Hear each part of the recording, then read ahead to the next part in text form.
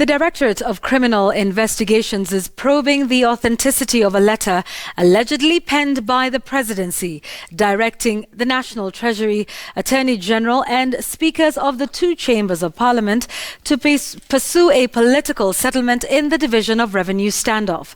The detectives claim a letter by Justus Nyamunga, a Budget and Policy Strategy Secretary, was written without President Uhuru Kenyatta's authority.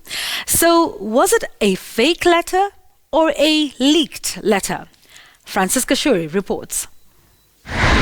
The country's top detective George Kinoti has yet another assignment on his desk relating to a document touching on the highest office in the land, even before the dust settles on the saga around an alleged fake letter detailing plans of a scheme to assassinate the deputy president. The Directorate of Criminal Investigations is investigating the authenticity of a letter allegedly penned from President Uhuru Kenyatta's office on the escalating standoff over the sharing of resources between the national government and 47 county governments.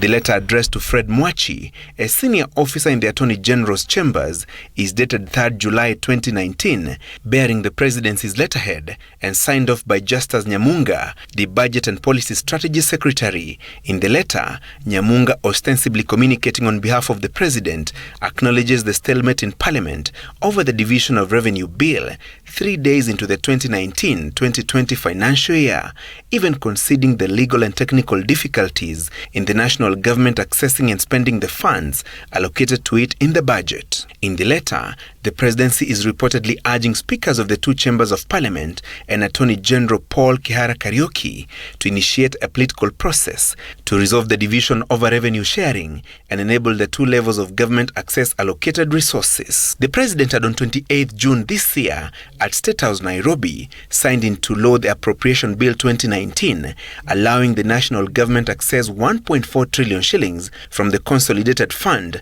for service delivery. Nyamunga's letter requesting the withholding of the law's gazettement until the Division of Revenue row is ironed out. Mwachi, in a letter dated 9th July 2019, acknowledged receipt of Nyamunga's letter and sought views from the National Treasury and clerks of the Senate and National Assembly on the legal effect of withdrawing funds from the Consolidated Fund in line with the appropriations law assented to by the President.